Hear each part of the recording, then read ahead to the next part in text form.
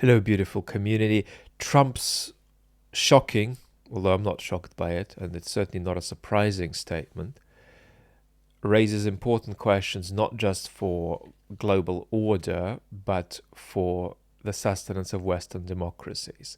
So let's talk about that big picture story and read Trump first, but we won't do a minutiae analysis or a minutiae fact check of him. I'm not a journalist, so don't expect a fact check from me. I'll just tell you some of the places where I think Trump is being wildly deceptive.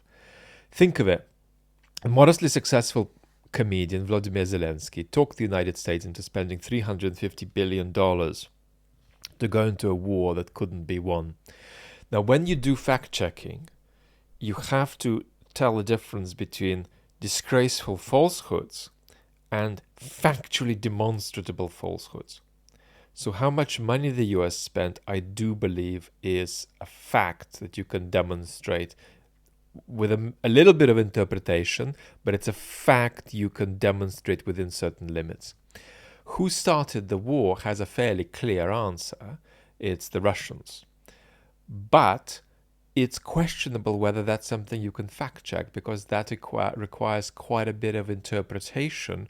And in the end, you are relying on making the right interpretation there rather than producing irrefutable factual evidence. Because you can't factually disprove Putin's conspiratorial view that Ukraine's pursuit of an independent course politically is a US imperial assault with a regime change aspiration against Vladimir Putin. Right? You can see that that's a tissue of paranoid bullshit, but you can't factually disprove it. So you've got to be slow in factual debunk and just take responsibility for interpretively debunking some things without saying that it's a glaring matter of fact. Sorry to have been pedantic. So he's implying that Zelensky started the war, which is a disgraceful falsehood, but as I say, we can't fact check that.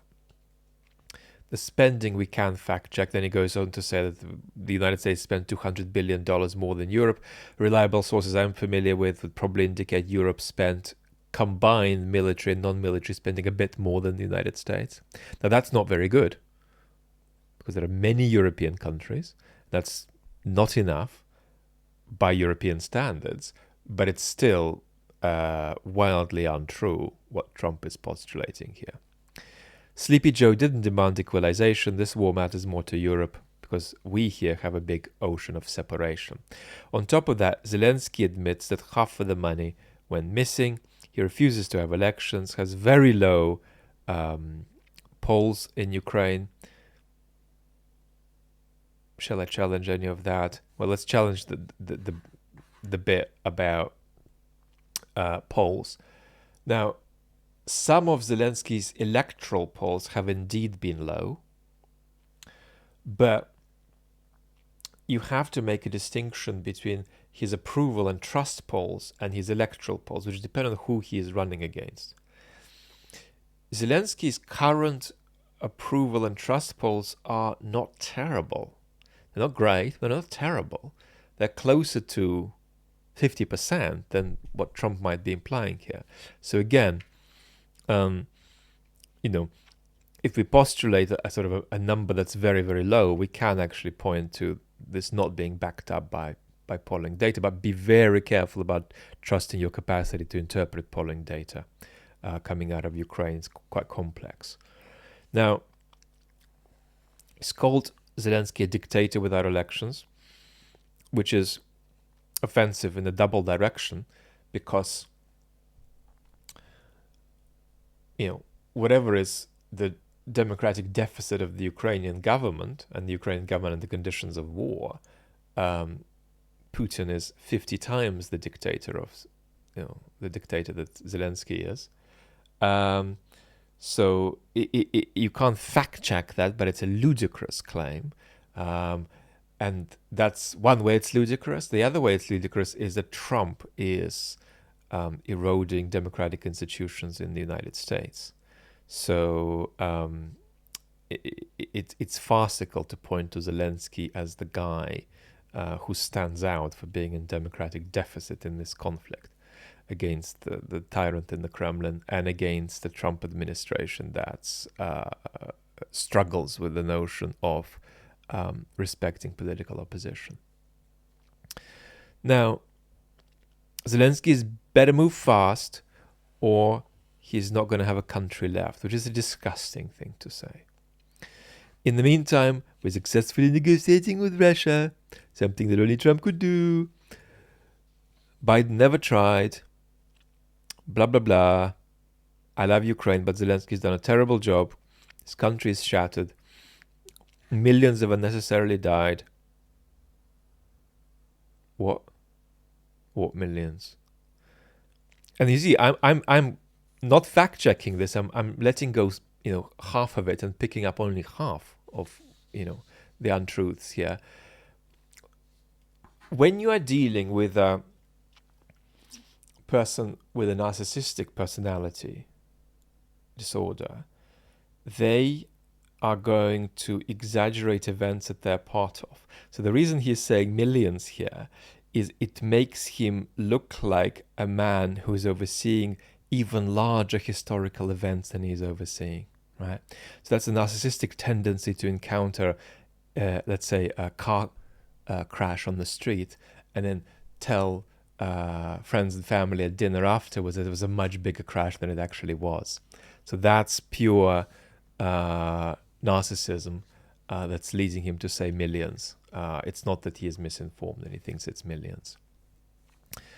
Now, let's quickly look at the statement by another post-truth authoritarian, anti-democratic, populist, walking, fluffy disgrace of a buffoon, Boris Johnson, who needs to challenge some of what Trump has said while sucking up to Trump because he's entrepreneurially interested. That's only just one of his motivations in getting on well with the ex-right, with the post-democratic ex-right in the United States.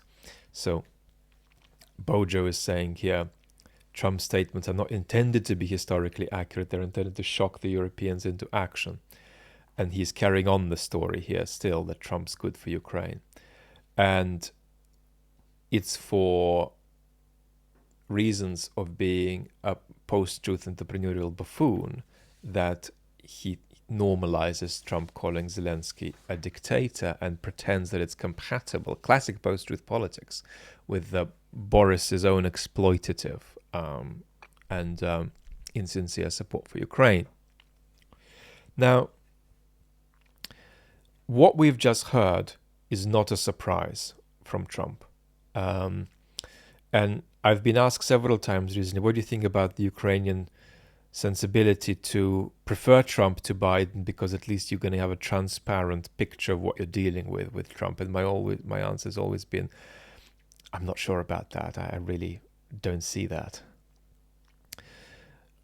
How should you react to what we've just read? You're first going to think about Ukraine, and you shouldn't. You should think about your democracy first. Partly because everything is connected. The weaker Western democracy is, the less support Ukraine gets. Partly because, of course, democratic decline at home in the Western democracies is constitutively tied to Western incapacity to act on the international scene. So the weaker your democracies, the more Putin gets reintegrated into the global system and into the economic and political lives of Western democracy. So you can't separate the two. And you think about it in terms of your democracy because what Trump has written, right, is an indication of his anti-democratic political credentials in domestic US politics. And not enough people are calling that out with clarity, as we have been on the channels, but they're not calling it out with clarity in part because when Trumps happen, much of the establishment turns into quasi self-censoring compliers, and therefore not in a position to, for instance, call out the techno-utopian obliteration of parts of the civil service in the United States, right? So if US democracy is a Titanic, a few weeks into Trump's term, you already have flooding of one of the 4 compartments that you can tolerate being flooded before you lose the ship. Now, so far, you've only got 1 compartment flooded. The other 3 are pristinely intact. And it's conceivable, but quite unlikely, that you can empty the flooded compartment out and restore, all compartments to being, free from the water. But that's not very likely. You've got 1 flooded, you've got 3 to go, right? You shouldn't lose these other 3 in the next 10 years.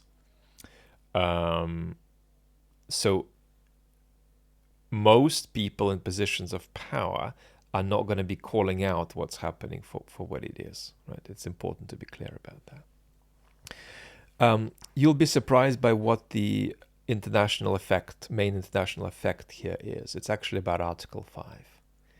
The key effect of this trash by the orange buffoon is that it dramatically weakens Article 5. I'm an historic Article 5 reliability skeptic, not because I've been skeptical about it during a particular moment in history. I haven't been. I am in a kind of a future-oriented skeptic. I'm somebody who thinks that 5 years from now, Article 5 is less likely rather than more likely to work. So that's the key implication, not just sort of generic demoralization of allies, but a big step toward, if this discourse continues, especially a big step, and words are actions in politics, toward essentially the dissolution of the efficacy of NATO to a degree that may not require Putin challenging Article 5 to make NATO really weak. Now, talking about elections in Ukraine, it's one of the things that Trump's pushing for. It's not a good idea, which is going to be banal and unimaginative here. It's not a good idea to push a flawed democracy into an election at wartime when many political actors in the country and some of the population are still working out whether that's a feasible thing to do. Especially, you shouldn't push them into it as it's one of the central gambits that Putin hopes will get him closer to a predicament of political control over Ukraine. Once political debate starts in Ukraine, it'll give Putin great opportunity to play some of the games he's been historically playing with Georgia. So this is an issue of great fragility that Ukraine needs to resolve, but it's very destructive for us to pressure Ukraine into this. There are, of course, conflicting voices in the Trump administration. You've got Kellogg in Ukraine at the moment. But this raises the question, what does it take to get to Trump? So let's talk about that very briefly. Because what we've basically seen here in this statement is that so far Putin has got to Trump. And Putin has got to Trump not through having stuff on Trump, as some people are implying, but through putting enough conversational slogans into Trump's head about how to read the situation that are hard to dislodge. So what do we need to understand here? We need to understand here that Trump doesn't understand documents. He can't really read. Trump doesn't understand bureaucratic language. Trump understands pictures. Trump understands stories. And Trump understands visual and metaphorical appeals to his own interest. So don't let the Chinese and the Russians drift too close together. Don't do this to your allies like Canada, because if your power can be counted in terms of apples, if you treat your allies with too much vinegar and not enough honey, you're actually going to have fewer apples in the end. Obviously, what I'm saying is really stupid and poorly constructed, but it sort of pitches the level of conversational, story-based, and pictorial simplicity that's needed to impact Trump. And it needs to be delivered possibly in phone conversations, but it needs to be delivered in a personal way and in a way that speaks to Trump's self-interest.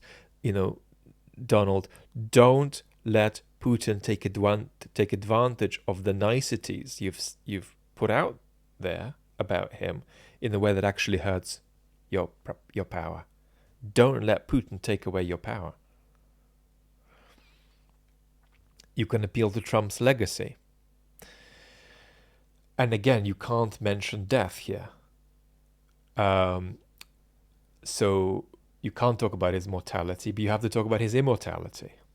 So yes, you can be mean to allies and get some fleeting advantages, but in the long term, it's going to create a situation where people who you might want to follow you can't repeat that trick because other countries would have hedged against being reliant on the United States by then, lessening US power. That's your forever greatness you've got to think about. Not just current greatness, but your forever greatness, Donald.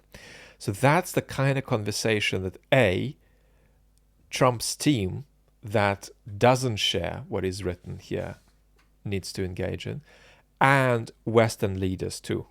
It's the very thing that Keir Starmer, the British Prime Minister, cannot do, for instance. Because you'll meet Trump and he'll say, Donald, our really perspective of European security is XYZ, and we believe that the United States is a great...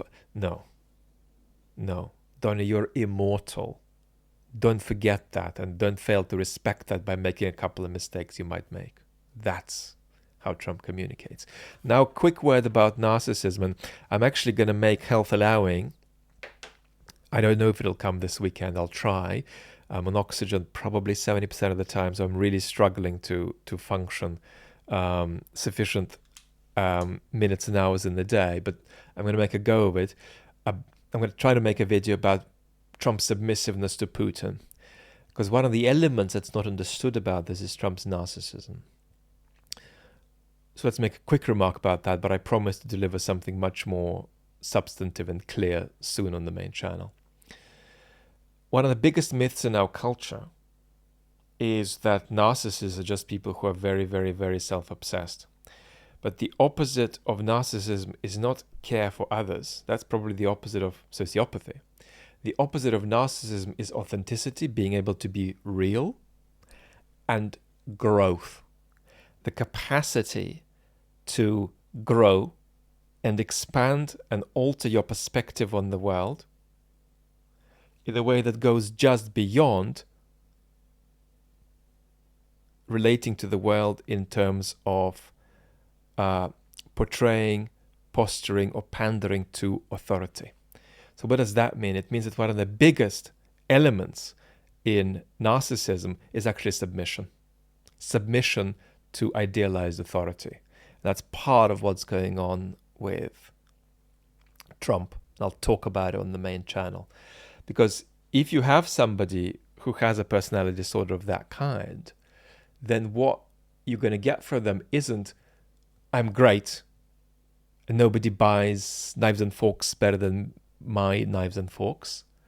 But you're also going to get something like, by the way, Ricky is amazing, because Ricky founded this company having made this invention that's now being used all over the world.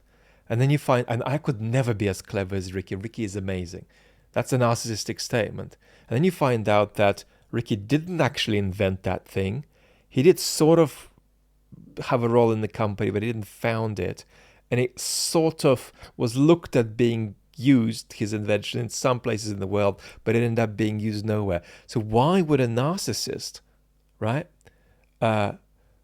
elevate Ricky above themselves in that conversation with all of these deceptions? Well, they would do it as part of this absolutely standard pattern of narcissistic submission that's about creating theater on the basis of either your own authority, right, or the idealization of the authority of others. So to bring us round, first alarm bell about Trump has actually got to be about your democracy and people who are going to not call things out for what they are and compliance. And second, and Anders Bach-Nielsen made an excellent video about this a couple of weeks ago, Trump's speech endangers the very security foundations that are still left from the post-Second World War and post-1989 global order, including Article 5. Lots of love.